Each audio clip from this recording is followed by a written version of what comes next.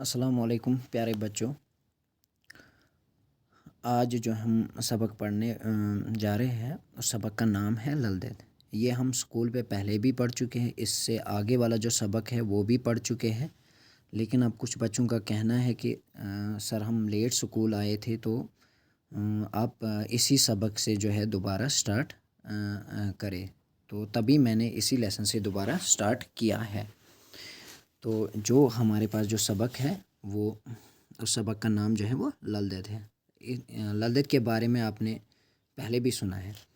یعنی قدیم زمانے سے کشمیر میں جتنے بھی بزرگ حضرات عابد پرہیزگار لوگ جو گزرے ہیں، انہی بزرگ ہستیوں میں جو ہے ایک عظیم خاتون بھی گزری ہے، جنہیں لوگ پیار اور عقیدت سے للدید کے نام سے پکارتے ہیں، یعنی یاد کرتے ہیں۔ اب للدید جو ہے ان کو الگ الگ ناموں سے یاد کیا جاتا ہے۔ مسلمان ان کو لل عارفہ کے نام سے یاد کرتے ہیں، اور ہندو جو لوگ ہیں وہ لل ایشوری کے نام سے ان کو یاد کرتے ہیں۔ اب للدید ان کی پیدائش جو ہوئی ہے، پیدائش کی جو تاریخ بتائی گئی ہے وہ 2-3 تاریخ بتائی گئی ہے۔ وہ اس لیے بتائی گئی ہے کیونکہ ہم للدید کے بارے میں جو بھی پڑھ رہے ہیں یہ سب قیاس کیا گیا ہے، یعنی اندازہ لگایا گیا ہے، کیونکہ جب ان کی پیدائش ہوئی تھی وہ 14ویں صدی کے درمیان میں جو ہے پیدائش ہوئی تھی، تو اب جو 12ویں صدی کے جو شاعر تھے وہ زیادہ تر اس وقت بادشاہوں پہ لکھا کرتے تھے، تو للدید کی جو کہانی ہے اس کو پھر آخر میں قلم بند کیا گیا، اس کو آخر میں لکھا گیا ہے،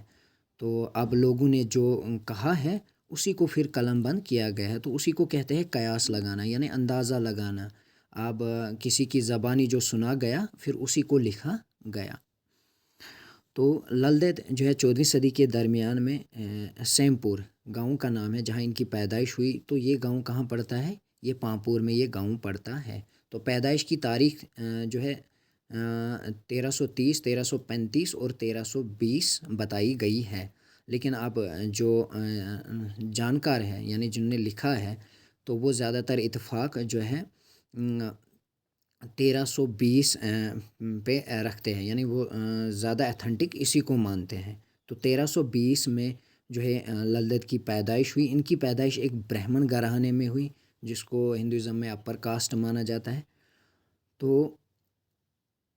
یعنی ان کی پیدائش سیمپور میں ہوئی، یعنی یہ سیمپور پامپور میں ایک گاؤں ہے، تو وہیں ان کی پیدائش ہوئی۔ یعنی پیدا ہونے کے بعد اس وقت کے رواج کے مطابق جو ان کی ابتدائی تعلیم کروا دی گئی، اور چھوٹی عمر میں، کیونکہ اس وقت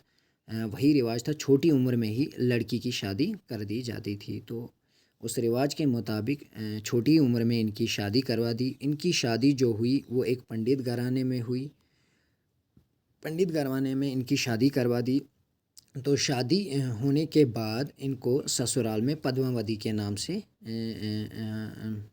جانا جانے لگا،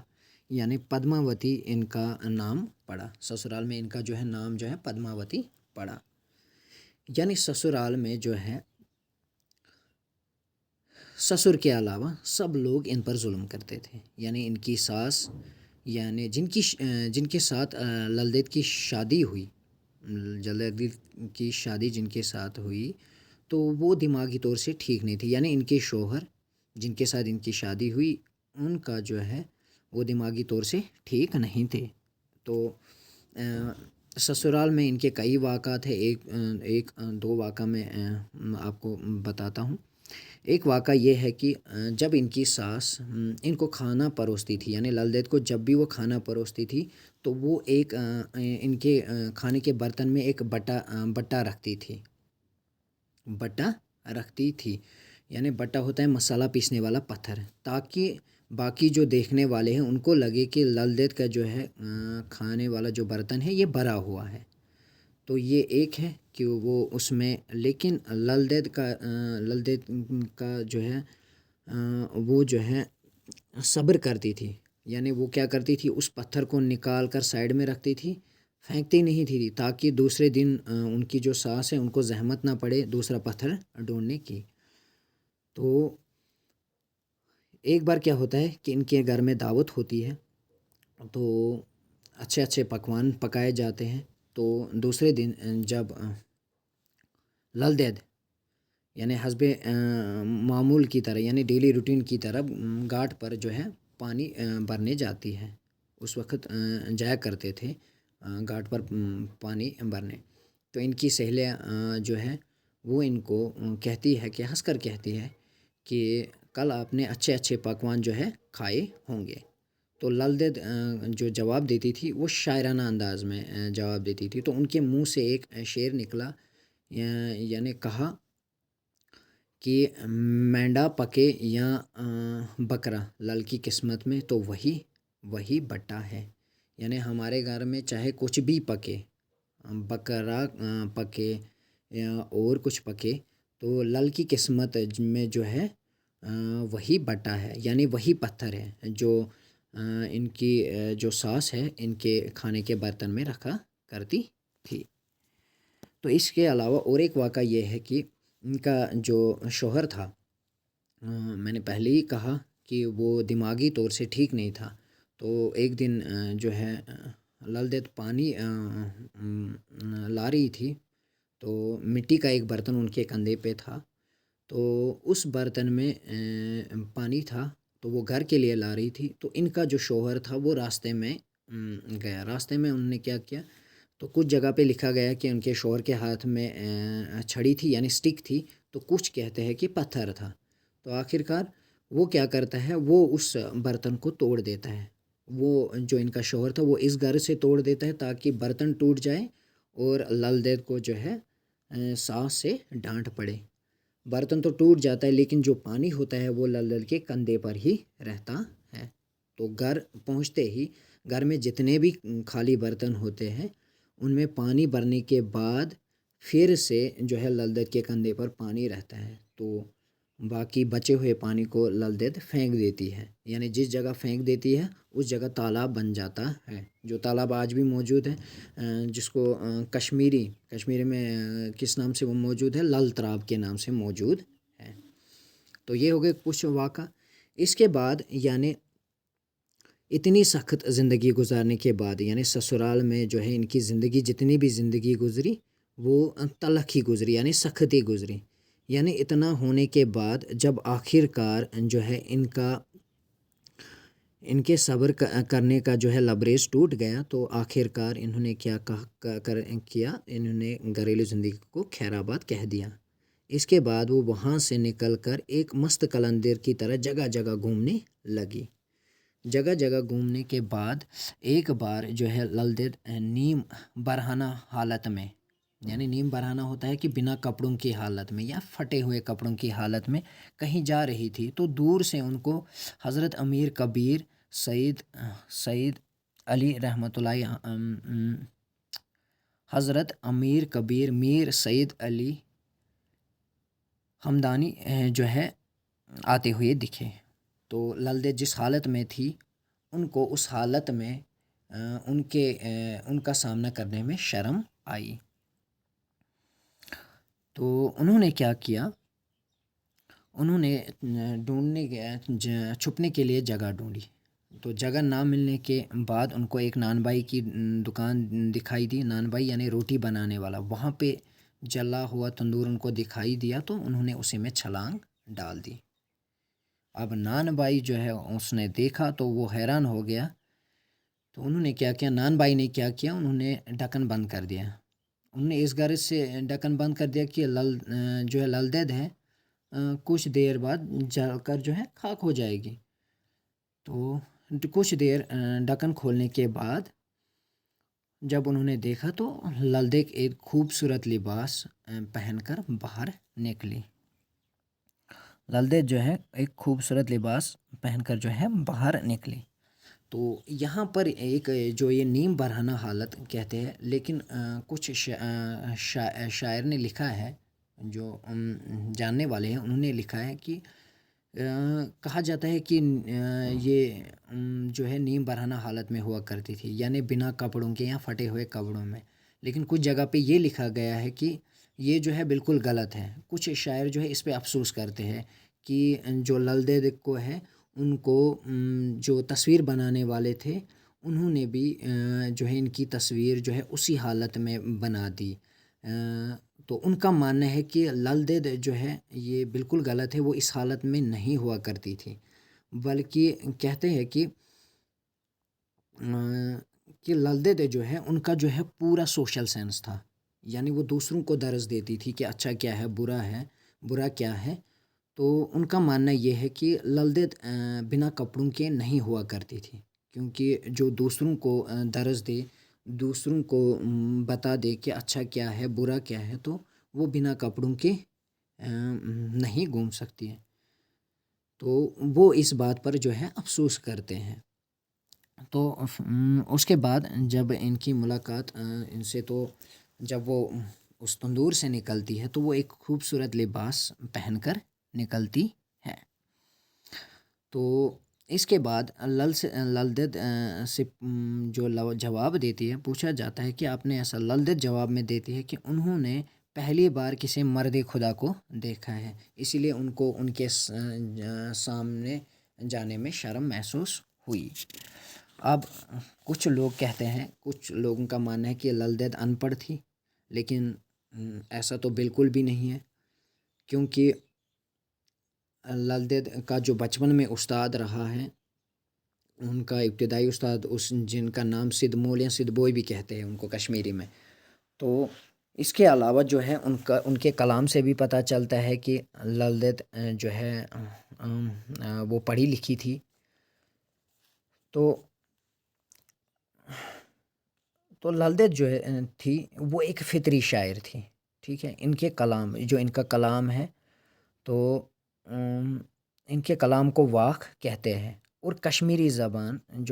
زبان کا آغاز جو ہوا تھا وہ للدید کی شاعری کی وجہ سے ہوا تھا، یعنی للدید نے ہی مطلب یہ کہ للدید نے باقاعدہ آغاز جو ہے کشمیری زبان کا آغاز کیا ہے، یعنی ان کا کلام جو ہے وہ واق کہلاتا ہے۔ تو انہوں نے اپنے کلام میں جو ہے کس پر زیادہ زور دیا ہے، زیادہ توجہ دی ہے، یعنی اونچ نیچ ذات پات کے غیر فطری بندھنوں کو توڑنے، یعنی اونچ نیچ ذات پات غیر فطری بندھنوں کو توڑنے اور اعلیٰ انسانی اور اخلاقی قدروں کو اپنانے کی تلقین کی گئی ہے۔ تو اس کے علاوہ ان کے جو کلام میں جو ہے وہ زیادہ تر زور کس پہ دیا ہے، سیلف ریئلائزیشن، یعنی خود کو پہچاننا، یعنی خود کا، ان کا ماننا یہ تھا کہ اگر ہم دنیا میں آئے ہیں تو کیا کرنے آئے ہیں۔ تو ان کا یہ ماننا تھا کہ دنیا میں آئے ہیں تو کس کام کے لیے آئے ہیں، اور آخرت کے لیے ہم کیا کما رہے ہیں۔ تو یہ درس انہوں نے اپنے کلام میں دیا ہے۔ تو اس کے علاوہ کہا جاتا ہے کہ للدید کا جو آخری دور گزرا، تو ان کی وفات کے بارے میں جو لکھا گیا ہے وہ 1392 اور ایک تاریخ ہے 1384 میں انہوں نے وفات پائی۔ انہوں نے وفات کہاں پائی؟ وفات جو ہے انہوں نے بجبیاڑا میں پائی۔ تو بجبیاڑا نے انہیں 1392 میں وفات پائی۔ تو اس کے علاوہ آپ کیا کریں گے، آپ اس سبق کو جو ہے خود سے پڑھنے کی کوشش کریں گے، اور اس کے جو سوال ہیں وہ میں نے پہلے ہی آپ کو لکھائے ہیں۔ تو آپ کیا کریں گے، آپ پہلے اس سبق کو پڑھیں گے، اس کے بعد جو اس کے سوال ہیں اس کا باضابطہ آپ ہوم ورک کر کے گروپ میں اپلوڈ کریں گے۔ کل جو ہے سبھی بچے جو ہے اپنا ہوم ورک کرنے کے بعد گروپ میں اپلوڈ کریں گے۔ تو آخر میں میں پھر سے اس کی کچھ اہم باتیں جو ہیں پھر سے دہراتا ہوں، یعنی للدید جو ہے قدیم زمانے سے ہی کشمیر میں جو ہے جتنے بھی عابد پرہیزگار جو لوگ گزرے ہیں، انہی بزرگ ہستیوں میں جو ہے ایک عظیم خاتون گزری ہیں، جنہیں لوگ پیار اور عقیدت سے، یعنی ان کا نام جب بھی لیا جاتا ہے احترام سے لیا جاتا ہے، تو للدید کے نام سے یاد کرتے ہیں۔ تو للدید کی پیدائش جو ہے ایک برہمن گھرانے میں ہوتی ہے۔ تو ان کی پیدائش سیم پور ایک گاؤں یعنی جو پامپور میں ہے وہاں ہوتی ہے۔ ان کی پیدائش کی جو تاریخیں میں نے آپ کو بتائی، الگ الگ تاریخیں بتائی گئی ہیں، لیکن اب زیادہ تر جو ہے زیادہ تر ایتھنٹک جس کو مانا جاتا ہے 2 تاریخیں 1330 اور 1320 عیسوی میں ان کی پیدائش ہوئی۔ تو ان کی اس وقت کے دور کے مطابق، کیونکہ اس وقت 14ویں صدی کے درمیان میں جو ہے ان کی پیدائش ہوئی تھی، اس وقت کے دور کے مطابق رواج کے مطابق ان کی جو ابتدائی تعلیم کروا دی گئی، اور ان کا جو ابتدائی استاد رہا ہے ان کا جو نام ہے، ان کو سدھ مول یا سدھ بوئے کشمیری میں کہتے ہیں، یہ ان کے باضابطہ استاد رہے ہیں۔ کیوں کچھ لوگ کہتے ہیں کہ لل دید ان پڑھ تھی، لیکن ہمیں جب پڑھنے کے بعد ہمیں یہ معلوم ہوتا ہے کہ ان کا جو باضابطہ استاد تھا سدھ مول یا سدھ بوئے جس کو بولتے ہیں، وہ ان کا استاد رہ چکا ہے۔ تو اس کے علاوہ جب اس دور کے رواج کے مطابق جو ہے ان کی شادی کروا دی گئی، شادی ان کی برہمن گھرانے میں شادی جو ہے ان کی شادی کروا دی گئی، تو پنڈت گھرانے میں جو ہے ان کی شادی کروا دی گئی، تو سسرال میں ان کا نام جو ہے پدماوتی رکھا گیا۔ تو اب یہ تاریخ آپ سوچ رہے ہوں گے کہ یہ تاریخ الگ الگ کیوں بتائی گئی ہے؟ یہ اس لیے بتائی گئی ہے کیونکہ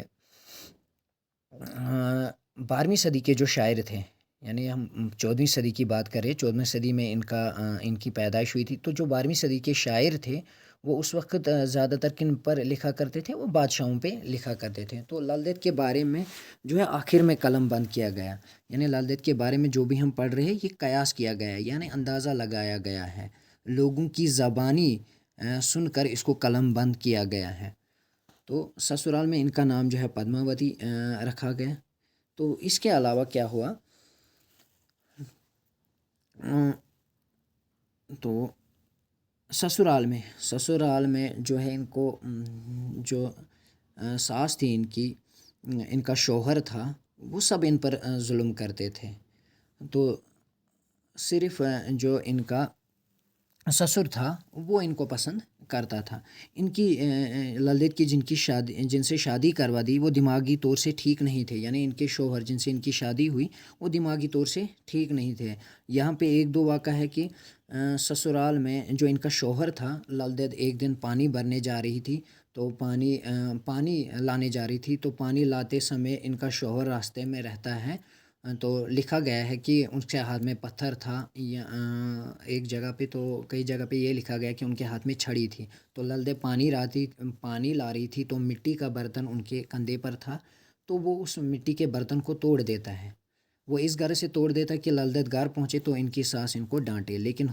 ہوتا یہ ہے کہ برتن ٹوٹ جاتا ہے، لیکن جو پانی ہے وہ وہیں پہ کندھے پہ ہی جمع رہتا ہے۔ تو لل دید گھر پہنچتے ہی گھر میں جتنے بھی خالی برتن ہوتے ہیں تو وہ ان میں پانی بھر دیتی ہے۔ وہ سارے برتن بھرنے کے باوجود بھی ان کے کندھے پر پانی بچا ہوا رہتا ہے، وہ بچا ہوا پانی وہ ایک جگہ پہ پھینک دیتی ہے، تو اس جگہ پہ تالاب بن جاتا ہے، جو تالاب آج بھی موجود ہے، جس کو کشمیری میں لل تراب کے نام سے جانا جاتا ہے۔ تو اس کے علاوہ اور ایک واقعہ یہ ہے کہ سسرال میں جو ان کی ساس تھی، جب وہ کھانا پروستی تھی تو وہ ان کے برتن میں ایک بٹا رکھتی تھی، بٹا یعنی پتھر، مسالہ پیسنے والا ایک پتھر رکھا کرتی تھی۔ تو ایک بار ان کے گھر میں دعوت ہوتی ہے، تو دوسرے روز حسب معمول کی طرح جو ہے لل دید گھاٹ پر پانی بھرنے جاتی ہے، تو ان کی سہیلیاں جو کہتی ہے، ہنستے ہنستے کہتی ہے کہ کل آپ نے اچھے اچھے پکوان کھائے ہوں گے۔ تو لل دید جواب دیتی ہے، تو ان کا جواب دینے کا جو انداز ہوتا تھا وہ شاعرانہ انداز میں ہوتا تھا۔ وہ شاعرانہ انداز میں کہتی ہے کہ مینڈا پکے یا بکرا، لل کی قسمت میں تو وہی بٹا ہے، یعنی کچھ بھی پکے، بکرا پکے یا مینڈا ہوتا ہے بیل ہم کہہ سکتے ہیں، یا گائے کا بڑا جو بچہ ہوتا ہے اس کو کہہ سکتے ہیں، یعنی کچھ بھی پکے تو لل کی قسمت میں جو ہے، لل دید کی قسمت میں وہی بٹا ہے، یعنی کہا کچھ بھی پکے تو میرے نصیب میں تو صرف وہی بٹا ہوتا ہے۔ تو لل دید کیا کرتی تھی، لل دید کو جب وہ کھانا پروستی تھی، ساس جو کھانا پروستی تھی، تو تو وہ بٹا رکھا کرتی، وہ اس غرض سے رکھا کرتی تھی تاکہ باقیوں لوگوں کو لگے کہ لل دید کا جو کھانے والا جو برتن ہے یہ بھرا ہوا ہے کھانے سے۔ تو لل دید کیا کرتی تھی، لل دید میں جو ہے صبر بہت تھا، وہ کیا کرتی تھی، وہ کبھی جواب نہیں دیتی تھی بلکہ وہ اس پتھر کو نکال کر سائڈ میں رکھتی تھی تاکہ دوسرے دن ان کی ساس کو زحمت نہ پڑے دوسرا پتھر ڈھونڈنے کی۔ تو آخر کار ان کے جو سسر ہیں ان کو پتہ چل جاتا ہے۔ پتہ کیسے چل جاتا ہے، ان کا گزر کہیں سے ہوتا ہے، وہاں لل دید کی سہیلیاں ہوتی ہے، تو وہی یہ جو شعر جو ہے لل دید کا کہہ رہی ہوتی ہے کہ مینڈا پکے یا بکرا لل کی قسمت میں تو وہی بٹا ہوتا ہے۔ آخر کار تحقیقات کرنے کے بعد جب وہ گھر آتے ہیں تو گھر میں ان کو واقعی لل دید کے جب کھانا کھا رہی ہوتی ہے تو ان کو ان کے برتن میں وہ بٹا مل جاتا ہے۔ آخر کار جو ہے لل دید کا جو ہے صبر کا پیمانہ ٹوٹ جاتا ہے، تو وہ گھر سے گھریلو زندگی کو خیر آباد کہہ کر مست قلندر کی طرح ادھر ادھر گھومتی رہتی ہے۔ تو ایک بار حضرت امیر کبیر میر سید علی ہمدانی رحمۃ اللہ علیہ ان کو آتے ہوئے دیکھتے ہیں، تو نیم جو ہے وہ لل دید جو ہے وہ نیم برہنہ حالت میں ہوتی ہے۔ برہنہ حالت یعنی نیم برہنہ یعنی بنا کپڑوں کے، تو ان کو ان کے سامنے آتے ہوئے شرم آتی ہے، تو وہ چھپنے کے لیے جگہ ڈھونڈتے ہیں۔ جگہ نہ ملنے کے بعد نان بائی کی دکان پر جو ہے تندور ہوتا، naan by means naan by کا مطلب یعنی روٹی پکانے والا، روٹی بنانے والا، تو وہ تندور میں چھلانگ لگاتی ہے۔ نان بائی کو لگتا ہے کہ اب لل دید جو ہے جل کر راکھ ہو گئی ہوگی، وہ ڈھکن بند کر دیتا ہے۔ کچھ دیر ڈھکن کھولنے کے بعد لل دید جو ہے ایک خوبصورت لباس پہن کر جو ہے تندور سے برآمد ہوئی یعنی باہر آئی۔ تو اس کے بعد بعد میں جب ان سے اس بارے میں پوچھا گیا، لل دید کے بارے میں پوچھا گیا کہ آپ نے ایسا کیوں، تو انہوں نے جواب دیا کہ انہوں نے پہلی بار کسی مرد خدا کو دیکھا ہے۔ اس کے بعد جو ہے ان کے کلام کے بارے میں، یعنی ایک لل دید جو تھی ایک شاعرہ تھی، تو ان کے کلام کو واق کہتے ہیں۔ تو انہوں نے اپنے کلام میں جن باتوں پر زور دیا ہے وہ ہے کہ انہوں نے اپنے کلام پر بھائی چارے پر زور دیا ہے، جو اونچ نیچ کی جو دیواریں ہیں ان کو ختم کرنے پر زور دیا ہے،